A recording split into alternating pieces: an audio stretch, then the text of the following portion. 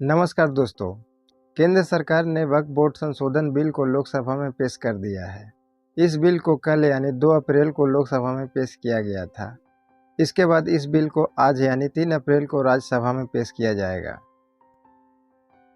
और दोस्तों, अभी का ताज़ा अपडेट यह है कि लोकसभा में यह वक्फ बिल पास हो गया है।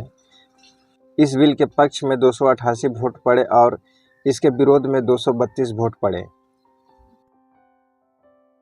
दोस्तों, आपको बता दूं कि इससे पहले इस बिल को संसदीय कार्य एवं अल्प कल्याण मंत्री किरण रिजिजू ने 8 अगस्त 2024 को संसद में रखा था, लेकिन दोस्तों उस समय विपक्ष के विरोध के कारण इसे जेपीसी के पास भेज दिया गया।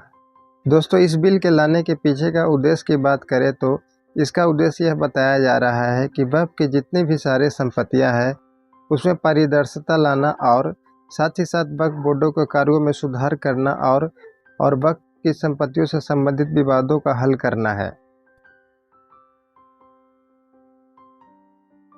तो आइए दोस्तों, ऐसे में जानते हैं कि वक्फ क्या होता है, इसकी शुरुआत भारत में कैसे हुई। तो दोस्तों, आप मेरे साथ वीडियो में अंत तक बने रहें। तो चलिए वीडियो स्टार्ट करते हैं। दोस्तों, सबसे पहले आपको बता दूं कि वक्फ एक इस्लामी कानून अवधारणा है जिसके अंतर्गत कोई व्यक्ति अपनी संपत्ति को धार्मिक या सामाजिक कार्यों के लिए समर्पित करता है। इन संपत्तियों से जो भी आय होता है उसका उपयोग जरूरतमंद लोगों के लिए शिक्षा और सामाजिक सेवाओं के लिए किया जाता है। वैसे दोस्तों, जानकार लोगों का यह भी कहना है कि वक्फ एक अरबी शब्द है जिसका मतलब होता है किसी चीज़ को रोकना या उसे संरक्षित करना। इस्लाम में वक्फ का मतलब है ऐसी संपत्ति का दान करना जो समाज के भले के लिए इस्तेमाल हो सके। इस प्रकार के संपत्ति को वक्फ कहा जाता है और इसका केवल एक ही उद्देश्य होता है, समाज का कल्याण करना और ज़रूरतमंद लोगों का मदद करना। वैसे दोस्तों, वक्फ के इतिहास के बारे में बात करें तो वक्फ की अवधारणा इस्लाम में प्रारंभिक दौर में ही शुरू हो गई थी। इसे धार्मिक और सामाजिक प्रयोजनों के लिए संपत्ति का समर्पित करने के उद्देश्य से स्थापित किया गया था।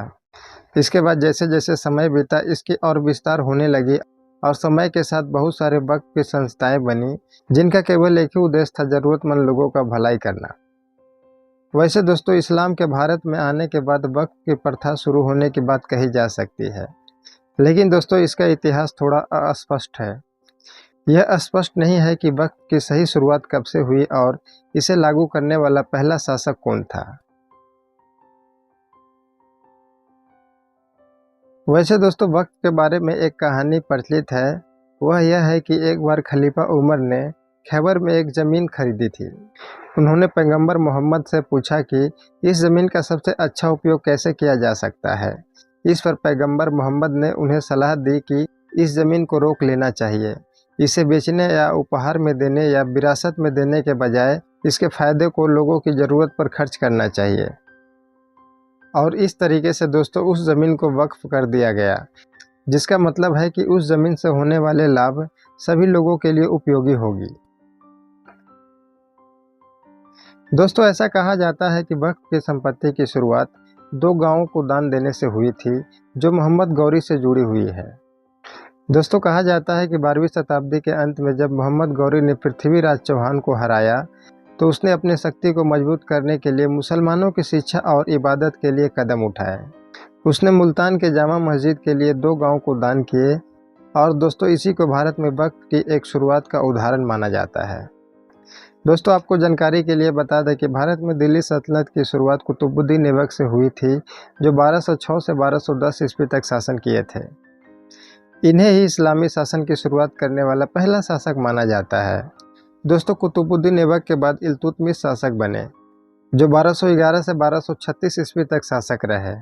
इल्तुतमिश जैसे शासकों ने मस्जिद, मदरसों और अन्य धार्मिक कार्यों के लिए संपत्ति को दान देने की प्रक्रिया को आगे बढ़ाए और इसे ही वक्फ का प्रारंभिक रूप माना जा सकता है।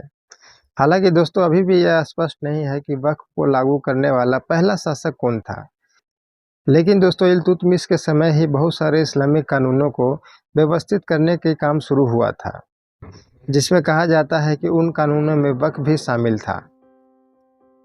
तो दोस्तों, आज के वीडियो में बस इतना ही। फिर मिलते हैं किसी अगली वीडियो के साथ। तब तक के लिए नमस्कार।